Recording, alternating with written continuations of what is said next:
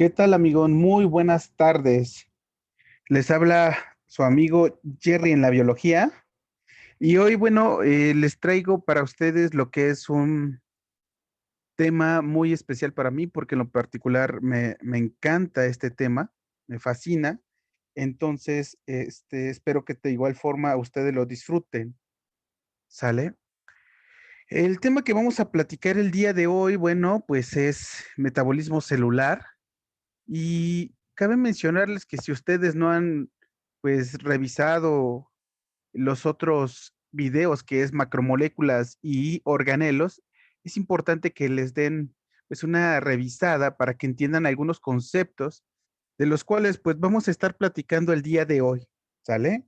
Entonces es algo muy, muy, muy importante. Pues otra cosa que también es importante mencionarles es de que si el video les es de gran utilidad, pues compártanlo, distribúyanlo. ¿Por qué? Porque este video pues nos puede servir para generar un parteaguas, ¿sale? Y este parteaguas es importante pues para que muchas personas más pues puedan llegar a él, ¿no? Entonces les pido que pues lo distribuyan, le den like y se suscriban a este su canal Jerry en la biología.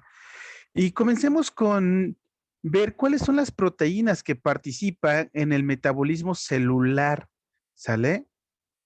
Estas proteínas que participan en el metabolismo celular son conocidas como enzimas. Y estas enzimas, justamente, pues son proteínas las cuales tienen una función de catalizador, es decir, aumentan la velocidad de las reacciones químicas, ¿sale?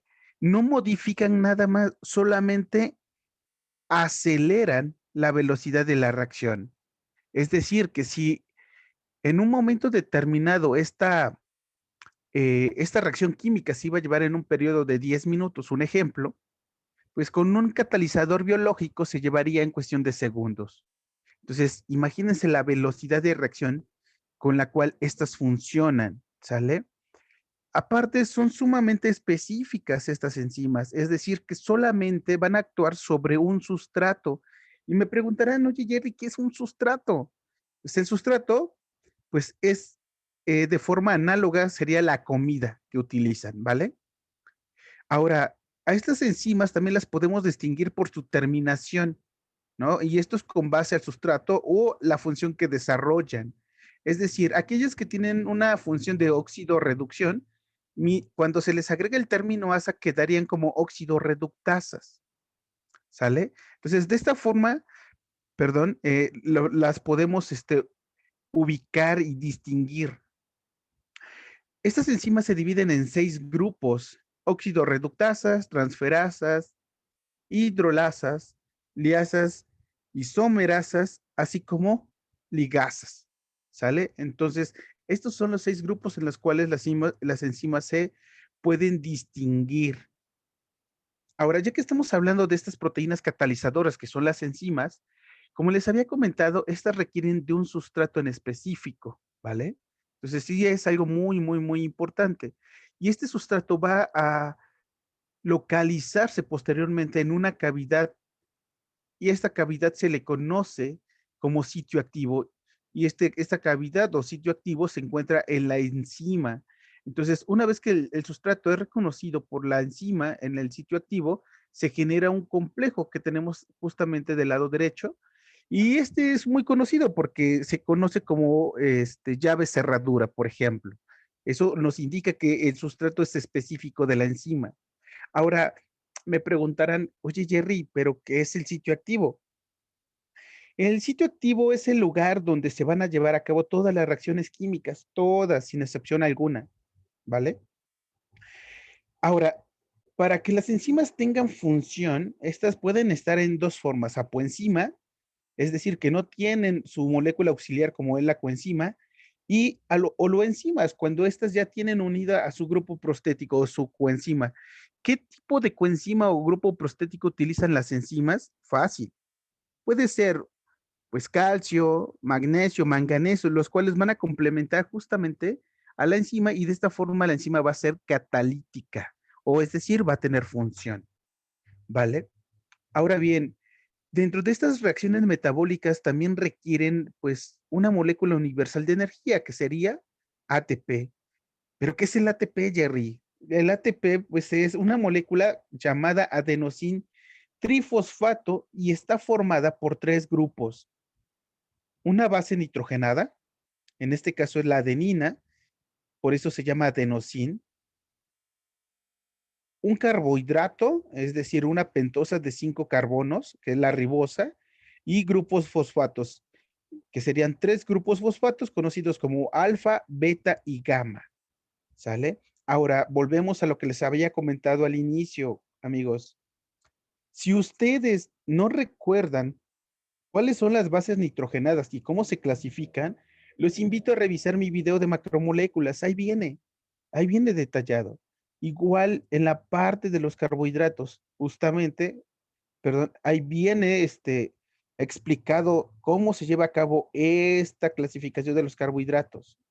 Otro punto importante es de que dependiendo en dónde se hidrolicen estos fosfatos, va a ser la cantidad de energía que se va a liberar. Entonces tenemos ATP, luego ADP y AMP, ¿no? Entonces dependiendo en dónde se hidrolicen. Ahora, si tenemos en AMP, pues esta puede ser reversible para formar ATP.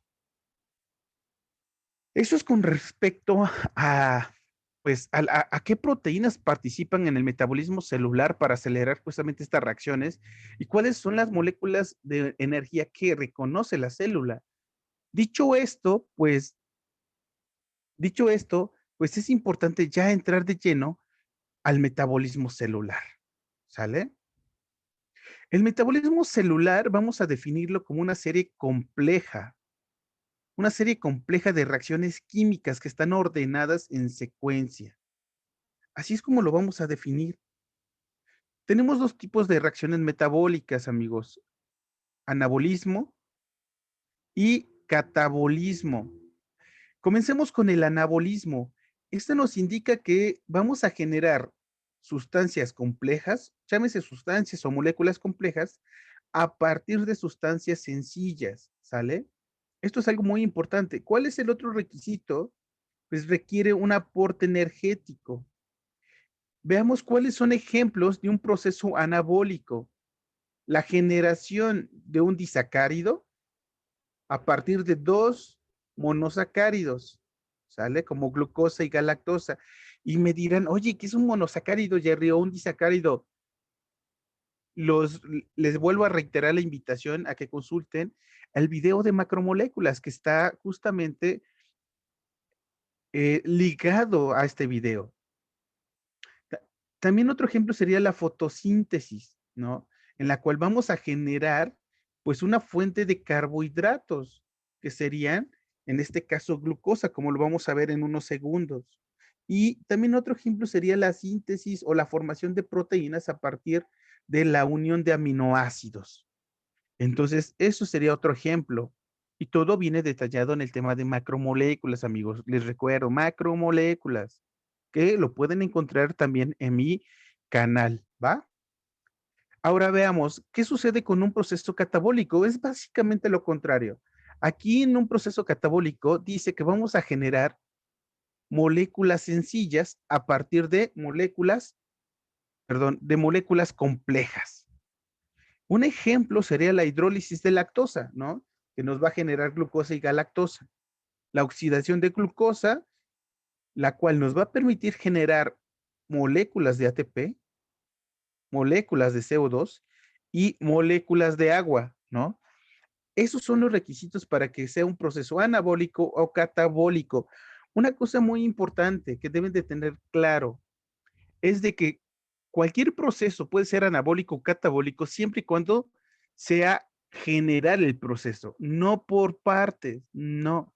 Aunque un proceso se divida en 3, 4 etapas, el proceso general sería anabólico o catabólico, dependiendo de cuál estemos hablando, pero no se puede dividir por etapas. Ah, tengo una etapa catabólica, no. Un proceso como tal, en ejemplo de la fotosíntesis, sería un proceso desde que inicia hasta que termina, por eso se llama anabólico. Y ya que estamos hablando, pues, de la fotosíntesis, pues vamos a platicar sobre este proceso, la fotosíntesis. Es un proceso donde vamos a transformar la energía solar en energía química. Así de sencillo, amigos. Vamos a generar energía química a partir de la solar. ¿Quiénes realizan la fotosíntesis? Sencillo, organismos autótrofos. ¿Qué significa autótrofos, Jerry? Pues sencillo. Los organismos autótrofos son aquellos que tienen la capacidad de generar su propio alimento. Por ejemplo, plantas, algas y cianobacterias. Y aquellos organismos que no tienen la capacidad de generar su propio alimento se llaman organismos heterótrofos. Esto es algo muy importante que lo tengan claro. Ahora, aquí en la parte inferior les presento la reacción química general de un proceso fotosintético. Es decir, requerimos energía solar en forma de fotones, una molécula sencilla, que es el CO2, una molécula de agua, para generar un proceso como producto principal, una molécula compleja, que sería la glucosa, más una molécula de oxígeno como producto secundario. Ojo, muchos de los estudiantes caen en este error. ¿Cuál es el error con el que caen la mayoría de los estudiantes? Pues que cuando les preguntan cuál es el resultado o qué se genera de la oxidación de una molécula de CO2, siempre dicen oxígeno y no, ¿eh? Es glucosa, porque recordemos que las plantas no pueden desplazarse y por lo tanto deben de generar su propio alimento como fuentes de carbono, que sería la glucosa. Esta sería la respuesta, no el oxígeno. El oxígeno sí se genera, pero como producto secundario. Esto es algo muy importante. Ahora bien, la fotosíntesis tiene dos fases. La fase luminosa, donde se va a llevar a cabo en el lumen tilacoidal, ¿sale? Esto es muy importante que lo tengan claro, en el lumen tilacoidal. Y para iniciar la fotosíntesis en la fase luminosa, requerimos de una molécula que se llama, o un pigmento que se llama clorofila. Y esa clorofila va a ser capaz de captar estos fotones provenientes de la luz y los va a transportar al fotosistema 2. En el fotosistema 2 comienza toda la aventura. Pasan estos electrones a través de las diferentes proteínas, ¿sale? Y llegan al fotosistema 1. Una vez que estos electrones están en el fotosistema 1, pasan a estas dos proteínas llamadas ferrodoxinas y aquí se genera una molécula de alta energía que sería NADPH. Posteriormente, estos electrones pasan a esta bomba que se conoce como bomba ATP sintasa o ATP sintetasa, donde se va a generar ATP. ¿Sale? Esto es algo muy importante y que lo tengan claro. A este tipo de reacciones se les llama no cíclicas porque el electrón viaja de un punto y termina al otro en la bomba ATP sintasa. Y aquí generamos entonces ATP y NADPH. Entonces, esto es algo muy importante. Quiero que les tenga claro eso. Ahora, aquellas reacciones donde comienzan los fotones a ser captados, es decir, que aquellos fotones son captados por el fotosistema 1, estos que entran en el fotosistema 1 pasan también a la parte de la ferrodoxina, pero ya no van a generar NADPH, ¿sale? En este punto ya no se genera NADPH, sino que estos electrones pasan nuevamente al fotosistema 1 posteriormente y luego pasan a la bomba ATP sintasa, solamente para generar ATP. Y eso va a depender de las condiciones o de las necesidades que la célula requiera. No hay más. Y estas reacciones se conocen como reacciones cíclicas, ¿vale? Ahora, ya vimos en qué consiste la fase luminosa. La fase luminosa, la idea es generar ATP y NADPH. Ahora, ¿qué pasa en la fase oscura? Me preguntarán, oye Jerry, ¿la fase oscura qué onda? ¿En dónde se lleva a cabo? Pues se lleva a cabo en el estroma del cloroplasto, ¿sale? Fase luminosa en el tilacoide o lumen tilacoidal y fase oscura en el estroma. Son dos cosas totalmente diferentes. A la fase oscura también se le conoce como ciclo de Calvin y Benson, ¿sale? Aquí, ¿qué necesitamos? ¿Cuáles son los actores principales que participan justamente en la fase oscura? Requerimos la energía generada en la fase luminosa, que es ATP y NADPH, así como un factor muy importante que sería CO2 y agua, ¿sale? Ahora, una vez que el CO2 entra al ciclo de Calvin, se une a una molécula de ribulosa, que es de 5 carbonos, se comienza a generar el ciclo y a partir de esta generación del ciclo se desprende a través del gliceraldehído, se forma glucosa, que es el proceso por el cual vamos a generar el producto principal, que es la glucosa a través del ciclo de Calvin. Entonces, el producto principal sería glucosa y vamos a generar oxígeno. Y me preguntaron, oye Jerry, ¿cómo se genera el oxígeno? Para ello tenemos que regresarnos a la fase luminosa. Tenemos en la parte inferior una molécula de agua. Esta molécula de agua va a ser hidrolizada o fotolizada, es decir, se va a romper y va a generar dos productos, oxígeno molecular y electrones. Ahora, este oxígeno molecular va a fungir como aceptor de electrones, posteriormente se va a unir con otros electrones para generar moléculas de agua, como lo vamos a ver más adelante. ¿Sale? Entonces, el producto final de la fotosíntesis siempre va a ser glucosa como producto principal. Ahora, hay que hacer una recapitulación, ¿no? Vamos a recapitular. Dijimos que en un proceso anabólico requerimos un aporte de energía, ¿correcto? Utilizamos la energía generada en la fase luminosa, ¿no? La utilizamos, es decir, gastamos esa energía en la fase oscura. ¿Qué más necesitamos? Necesitamos moléculas sencillas para generar complejas. Moléculas sencillas y generamos molécula compleja. Perfecto, es un proceso anabólico. ¿Cuál sería un proceso catabólico? La respiración celular. La respiración celular es un proceso catabólico. Y hay dos tipos de respiración. Respiración aerobia, que es la que tenemos aquí. Eso significa que requiere forzosamente la presencia de oxígeno. Y como producto final vamos a tener moléculas de CO2, moléculas de agua y como producto principal la mayor concentración de moléculas de energía en forma de ATP. Un ejemplo clásico de la respiración aeróbica sería la oxidación de la glucosa en esto. CO2, agua y ATP. Es decir, recordemos que un proceso catabólico nos indica que vamos a generar energía, ¿correcto? Vamos a generar agua, ¿correcto? Vamos a generar moléculas de CO2, es decir, moléculas sencillas, ¿correcto? A partir de sustancias complejas, perfecto. Ahora, me preguntarán, oye Jerry, ¿en dónde se lleva a cabo la oxidación de la glucosa? La respuesta es glucólisis, un proceso glucolítico. ¿Y qué es un proceso glucolítico? ¿No?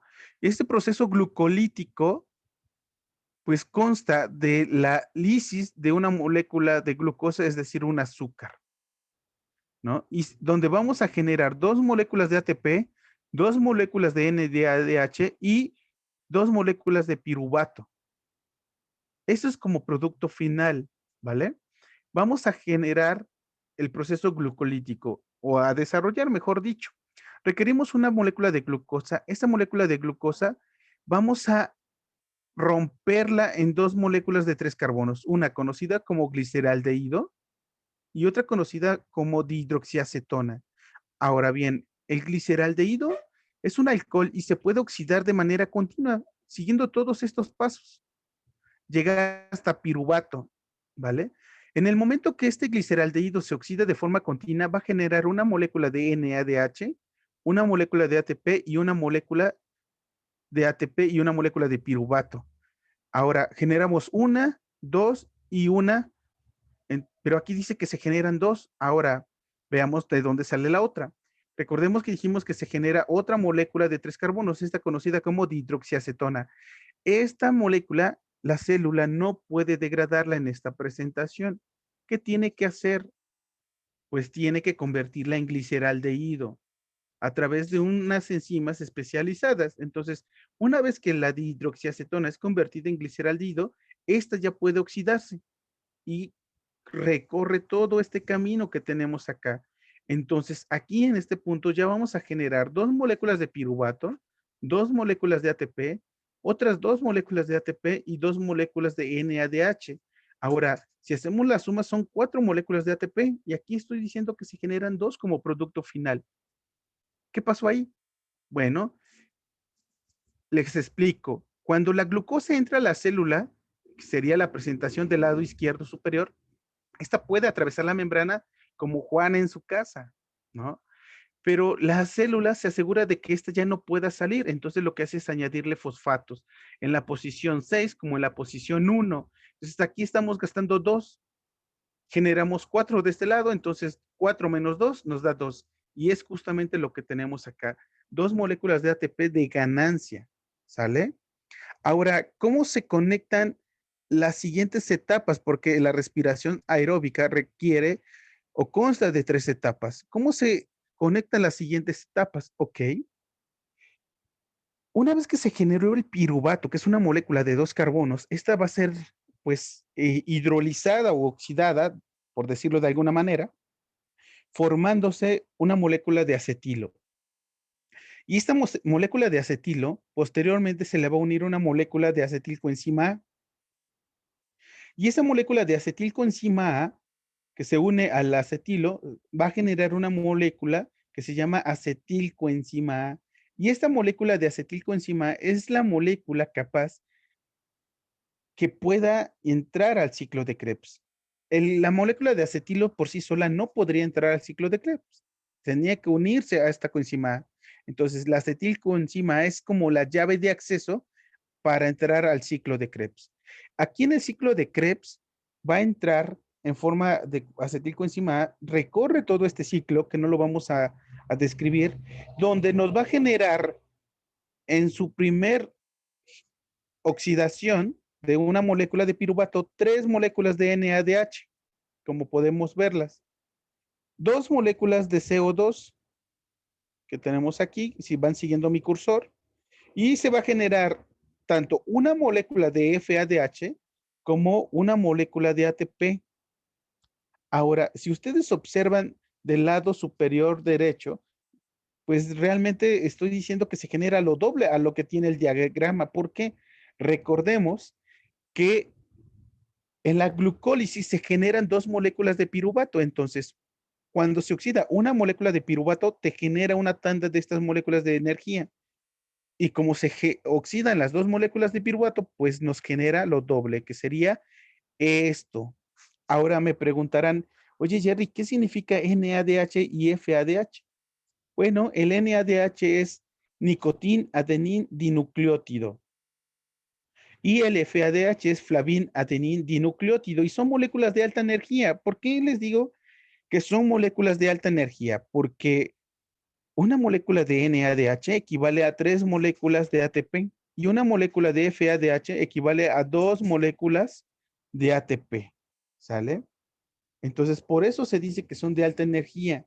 Ahora, otro punto importante es de que estas moléculas, en esta presentación, aunque son de alta energía, la célula no puede utilizarlas. Esto es algo muy, muy, muy importante. No puede utilizarlas. ¿Sale? Ahora, como no puede utilizar estas moléculas, pues debe de transformarlas. ¿En qué presentación? En ATP. Es decir, si ponemos una analogía, es como si ustedes tuvieran una moneda extranjera, un dólar, un euro, y van a la tienda de Juanito y no pueden comprar en la tienda de Juanito porque pues Juanito no recibe moneda extranjera. Entonces, ¿qué tienen que hacer? Pues ir a una casa de cambio, cambien su moneda extranjera por una nacional y de esa manera ustedes ya pueden ir a la tienda de Juanito, ¿no? Es lo mismo con la célula. Entonces, estas moléculas de alta energía, como no las puede reconocer, debe de llevarlas a otro lugar donde sí pueda transformarlas en moneda nacional, que sería ATP, ¿sale? Otro punto importante es de que en el ciclo de Krebs es donde generamos las moléculas de CO2, ¿sale? Para que no lo olviden. Oye, ¿en dónde se generan las moléculas de CO2? En el ciclo de Krebs. Ahora, dicho esto, pues pasemos a lo que sería la casa de cambio. La casa de cambio sería la cadena transportadora de electrones, donde vamos a intercambiar los electrones del NADH como el FADH, los cuales van a ser transportados por los diferentes complejos hasta llegar al complejo 5. Este complejo 5 también es conocido como bomba ATP sintetasa, donde vamos a generar ATP, ¿sale? Una cosa muy importante que es de resaltar es de que los electrones provenientes del NADH siempre van a entrar en el complejo 1, pasan al 2, luego al 3, luego al 4 y luego a la bomba. Mientras que los electrones provenientes del FADH van a pasar al 2, llegan directamente al 2, luego pasan al 3, luego al 4 y por último a la bomba ATP sintetasa. ¿Para qué? Para generar ATP, ¿sale? Que tenemos acá. También dijimos que íbamos a generar moléculas de agua. Recordemos que el oxígeno iba a fungir como aceptor de electrones. Entonces, este oxígeno en combinación con electrones, pues va a generar moléculas de agua. Y esto justamente, amigos, les recuerdo que es un proceso catabólico, porque dijimos que íbamos a oxidar una molécula compleja, que es esta, la glucosa, para generar moléculas sencillas. ¿Cuál es la molécula sencilla, amigos? CO2, la cual generamos justamente en el ciclo de Krebs. Dijimos que íbamos a generar moléculas de agua y aquí están. Y vamos a generar la mayor concentración de moléculas de energía. 38 moléculas de energía se están generando en forma de ATP. Aquí es algo muy interesante. Dependiendo de dónde ustedes consulten esta información, pues van a encontrar 38 moléculas de ATP o 36. Si en su examen viene 38 y vienen 28, 24 o 30 como opciones, pues elijan la 38. Ahora, si no tiene la 38 y tiene 36, también es válida, ¿sale? Entonces, para que eso lo tome mucho, mucho en cuenta. Y justamente con esto terminamos lo que es el proceso de respiración aeróbica, pero si no mal recuerdan, les había comentado que eran dos respiraciones, aeróbica y anaeróbica. La respiración anaeróbica, pues consta de solamente una glucólisis, a diferencia de la respiración aeróbica que consta de 3 etapas. No, la respiración anaeróbica consta de una glucólisis, la cual va a generar piruvato también, va a generar moléculas de ATP también, y va a generar moléculas de NADH, también no lo olviden. Pero el destino del piruvato solamente es uno, va a caer en fermentación. Y hay dos tipos de fermentación alcohólica llevada por estas levaduras y que a nivel industrial se utiliza mucho para producir justamente la cerveza, ¿no? Entonces, una fermentación alcohólica vamos a generar como producto el etanol, ¿sale? Esto es algo muy, muy importante que lo tengan en consideración. Y a partir de este etanol, este se puede descomponer, se puede formar acetaldehído y después de acetaldehído se puede generar pues cuerpos cetónicos y aquí es donde comienza el problema. Cuando uno se va a beber, se está consumiendo etanol y ese etanol se puede descomponer en acetaldehído.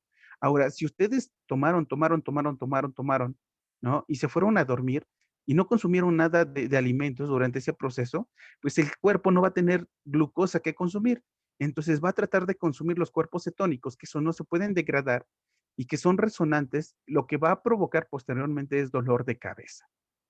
Entonces, moraleja, si salen y se van a beber, pues cenen, ¿no? Para que el cuerpo tenga glucosa que consumir y no les duela la cabeza al día siguiente después de la jarra que se pusieron, ¿vale? Entonces, esta es la fórmula del etanol, para que no lo olviden. Una característica principal es de que tiene un grupo hidroxilo, que es sinónimo de un alcohol.